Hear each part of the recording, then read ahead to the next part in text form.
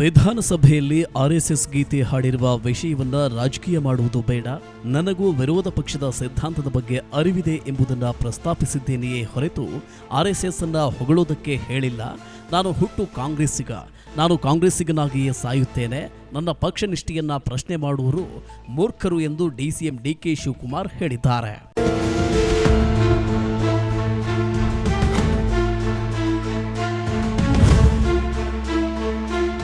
ವಿಧಾನಸೌಧದಲ್ಲಿ ಮಾಧ್ಯಮಗೋಷ್ಠಿಯಲ್ಲಿ ಮಾತನಾಡಿದ ಕೆಪಿಸಿಸಿ ಅಧ್ಯಕ್ಷರೂ ಆಗಿರುವ ಶಿವಕುಮಾರ್, ವಿಧಾನಸಭೆಯಲ್ಲಿ ಆರ್ಎಸ್ಎಸ್ ಗೀತೆಯ ಸಾಲುಗಳನ್ನು ಉಲ್ಲೇಖ ಮಾಡಿದ್ದರ ಬಗ್ಗೆ ಸ್ಪಷ್ಟನೆಯನ್ನ ನೀಡಿದರು.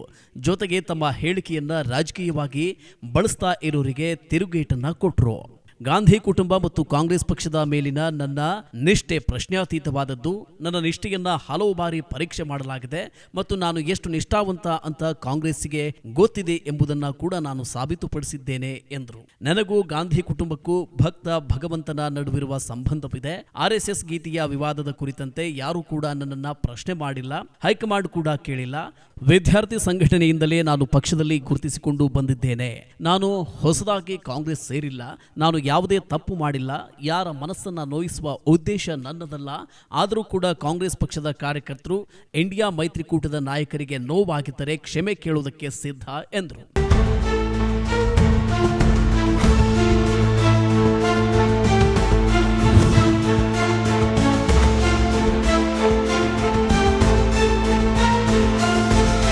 ಚಿನ್ನಸ್ವಾಮಿ ಕಾಲ್ತುಳಿತ ಪ್ರಕರಣಕ್ಕೆ ಸಂಬಂಧಿಸಿದಂತೆ ಚರ್ಚೆಯ ವೇಳೆ ನಮ್ಮ ನಾಯಕರಾದ ಪರಮೇಶ್ವರ್ ಅವರನ್ನ ಸಮರ್ಥಿಸಿಕೊಳ್ಳುತ್ತಾ ನಾನು ಅವರ ಗರಡಿಯಲ್ಲಿ ಬೆಳೆದಿದ್ದೇನೆ ಎಂದು ಹೇಳಿದೆ. ಕೆಣಕಿದ ವಿರೋಧ ಪಕ್ಷದ ನಾಯಕ ಆರ್ ಅಶೋಕ್ ಅವರ ಕಾಲಿಡಿಯುವುದಕ್ಕೆ ಅವರು ಬೆಳೆದು ಬಂದಿರುವ ಹಿನ್ನೆಲೆಯೂ ನನಗೆ ಗೊತ್ತಿದೆ ಎಂದು ಆರ್ಎಸ್ಎಸ್ ಗೀತೆಯ 2 ಸಾಲುಗಳನ್ನ ಹೇಳಿದ್ದೆ ಅಷ್ಟೇ ಅಂತ ಡಿಕೆ ಶಿವಕುಮಾರ್ ಹೇಳಿದರು. ನನ್ನ ಇತಿಹಾಸ, ನನ್ನ ಬದ್ಧತೆ, ನನ್ನ ಸಿದ್ಧಾಂತದ ಬಗ್ಗೆ ಗೊತ್ತಿಲ್ಲದೆ ರಾಜಕೀಯ ಮಾಡಿದರೆ ಅದು ಅವರ ಇಚ್ಛೆ. ನನ್ನ ಪಕ್ಷದ ಕೆಲವು ಸಹೋದ್ಯೋಗಿಗಳು ಕೂಡ ನನ್ನ ಬಗ್ಗೆ ಟೀಕೆ ಮಾಡುತ್ತಿದ್ದಾರೆ. ನಾನು ಇಂಡಿಯಾ ಮೈತ್ರಿಕೂಟದ ನಾಯಕರಿಗೆ ಕ್ಷಮೆ ಕೋರುತ್ತೇನೆಯೇ ವಿನಃ ರಾಜಕೀಯ ಮಾಡುವವರಿಗೆ ಹೆದರುವುದಿಲ್ಲ. ನನ್ನನ್ನು ಬೆದರಿಸಿ ಕ್ಷಮೆ ಕೇಳಿಸಲಾಗಿದೆ ಎಂಬ ಭಾವನೆ ಬೇಡ. ಬೆದರಿಕೆಗಳಿಗೆ ಹೆದರುವ ರಕ್ತ ನನ್ನದಲ್ಲ ಎಂದಿದ್ದಾರೆ ಡಿಸಿಎಂ ಡಿಕೆ ಶಿವಕುಮಾರ್.